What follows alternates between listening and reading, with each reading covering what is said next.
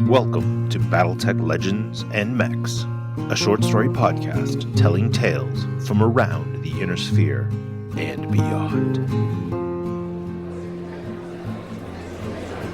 Good afternoon, class.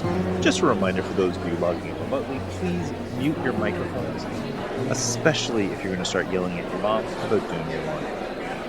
Side note, if you're a grown, adult-shaped human, it's time to learn how to do your own damn laundry. Every human should be able to make a half-decent cup of not instant coffee, a respectable breakfast, and wash their own underthings. That's not part of the lecture, just general life advice, I suppose. Okay, with that out of the way, let's settle down and get class started. This is tutorial section 1 for the Professor's History course, and this is the third lecture. My name is Marks, and last week we covered a little slice of Tukayyid, and did so in general enough terms that not only is it likely I will cover the 3052 battle again, it's even possible I will specifically talk about the Jade Falcons again. Although I suspect I won't bring up Aiden Pride next time. Man has enough monuments already. But this week I'm going to be talking about a topic that is nearer and dearer to my heart than most slices of history. And I love history. I love talking about it, and reading about it, and assembling semi-coherent stories out of the records throughout the Inner Sphere and most of the Periphery state. Except Van Zandt. Won't touch that place with a 40 light-year pole. Catchy tunes, though. No, the topic I want to cover today is a very particular battle mech, one that I know quite well because I stomped around in one for many years while a freelance mercenary. Today, I want to talk about the Longbow. Hey, come on now. The Longbow is a noble machine with a long tradition worthy of praise. Yes, it's a one-trick pony, but it turns out that sometimes all you need is a single, really good trick to get you through a fight. Okay, let's take a moment to talk about the Longbow 7Q, the default loadout. It is an 85-ton assault mech with 14.5 tons of star slab armor, a pair of Holly LRM-20s, one in each of its distinct barrel-shaped arms, and a pair of Delta Dart LRM-5s in the left and right torso.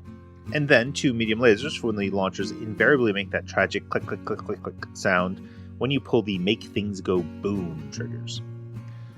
All of that bundled along with 22 single heat sinks, which is just enough that if you stand and deliver, the mech won't gain a joule of heat. Bring her up to a walk or a run, and yeah, it'll get a little warm eventually, but that begs a simple question: why would anyone ever move and fire with the glory of 50 LRMs per volley at your disposal?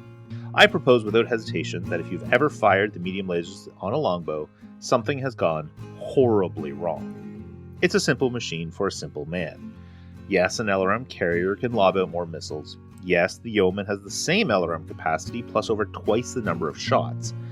But look, the simple fact of the matter is that the Yeoman is what would happen if somebody tried to describe a longbow to a 6-year-old, who then drew the mech in crayon. It's UGLY, it ain't got no alibi, it's ugly. And a longbow?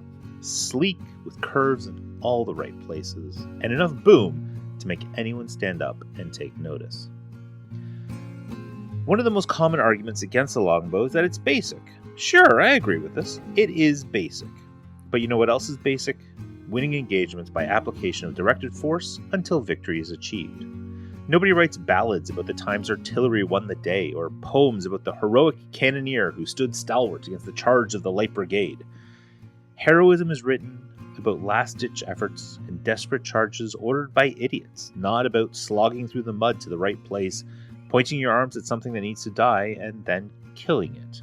And then, very likely, repeating that process until you're either out of ammo or out of targets, whichever comes first.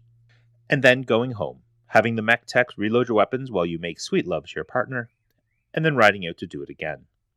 It's boring. It's simple.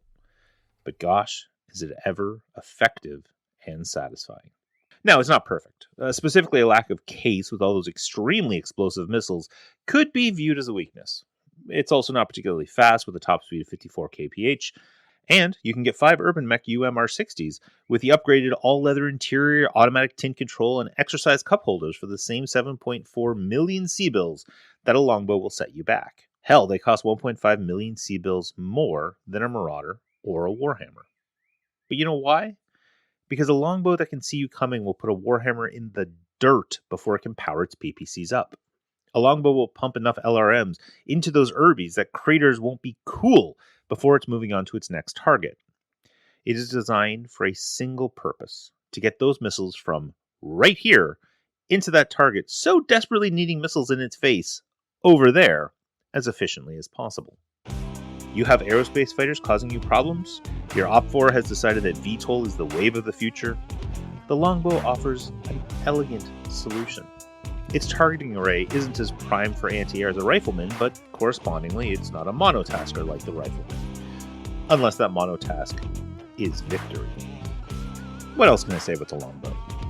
Well, it works well with others. If you have to send one mech by itself to go do something, then the Longbow is the wrong choice. For that, you want something like a Shadowhawk that can do a little bit of everything at all range bands before it explodes, because Shadowhawks are awful. Sorry, I meant before it runs away to safety. As mentioned earlier, those medium lasers on the Longbow are heat neutral, but they're a sign that you're probably going to explode soon if you're fighting anything heavier than a Wasp. But pair your Longbow with something fast and nippy, a Jenner perhaps. Gosh, that's a great pairing, like peanut butter and chocolate, or white wine and clams, or salmon nigiri with a hint of real wasabi. Damn it, making myself hungry. Ideally, you want 2 Longbows and a couple of spotters in your lance, because if you lose your spotters, then you're about to have a very bad day. Longbows don't like it when things can see them. I love the idea that each missile in a Longbow's ammo bin has a hastily scrawled message on the nose that reads, "To whom it may concern." Turns out the solution to many problems is a sufficiently large volley of LRMs. Take the Humble Elemental. A squad of them will take a half bin of AC-20 ammo to kill, and even if you manage to have enough time to kill them, chances are pretty good that the second star is now crawling all over you. Or the Omni-Mech that was transporting them is happily blasting holes in your rear armor while berating you for using contractions. But 50 LRMs? Won't quite take out a full star, but gosh, it will come close, even if a dozen of those missiles splash into the scenery. Let's talk variants. There's a lot of them, from the original LGB-0C, originally designed in 2480, basically identical with primitive armor and a small laser added to distract cats. The LGB-0H, on the other hand, is a pirate mech. A Marian hegemony mech that puts 2 PPCs in the torso and strapped a 26 rocket launcher 10 system for when you want to put a lot of hurt downfield exactly once. A neat design, but too weird for my tastes. The Starleak era LGB-0W is a little faster at 64 kph at the cost of 5 tons of armor, and removing the already useless medium lasers, but strangely keeping the cat toy small laser in the head. Sure, why not? There's a sub-variant of that takes out the small laser and a ton of LRM ammo to put 1.5 tons of armor back onto the mech. Slightly better in my opinion, but the Longbow is already ammo-starved in most engagements. Don't take away my boom, thank you very much. The LGB-7V brings the venerable design into the almost modern era, kicking and screaming, by using an XL engine to save some weight. This allows the LRM-20s to have Artemis 4 guidance and case for the ammo bins. So far, so good. But then it goes off the rails with the addition of 5 medium pulse lasers and 1 ER large laser. The 8V variation replaces all of the LRM case, ammo, and 3 of the pulse lasers to install 2 Arrow 4 launchers with 10 shots each. I'm a little torn on that design.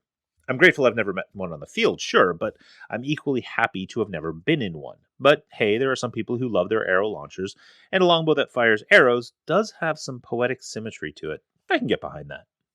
Speaking of crazy, the LGB-10K removes almost all the weapons and mounts an Ultra AC-20 on each arm. I used to have a buddy who thought a Longbow had run out of ammo and was trying to limp back to base to reload. He rushed in with his hunchback and, well, I did say I used to have a buddy. The LGB-12C gets back down to brass tacks with 2 LRM-20s and 2 LRM-15s, all with Artemis 4. Whoever said you can't make a good design better never sat in a 12C. The LGB-12R is a Republic of the Sphere version with 4 LRM-15s backed up by a single ER large laser and a single ER medium laser, plus a few jump jets. There are a bunch of other variants, but I'll leave that as an exercise for the class. It's a beautiful mech, and as a result, there's almost as many variations on the core loadout as there are nations and militaries that use them. So yeah, I love the Longbow. An archer will do in a pinch, and if that was good enough for Morgan Kell and Jamie Wolfe, the greatest mech warriors of all time, then it's got something going for it. And I like archers, I do. I think they're a great design, but everyone already knows about and loves archers. And there's a good argument for trebuchets and catapults, especially if you're warring on a budget, because LRMs aren't cheap, especially because if your longbow is ever returning to base with missiles remaining in its bins, you need better pilots. To paraphrase an old Terran general, in the absence of orders, find something and fire LRMs at it until it dies. And, as the professor is so fond of saying, sometimes good enough is perfect. It's not fancy. It doesn't have a lot of expensive tech or weird top-of-the-line components. Basically, 2 legs and a bunch of LRMs with a cockpit and a single big button that says missiles, and then a second button that says more missiles. And then, underneath a small plastic flip case, a third button that says all the missiles.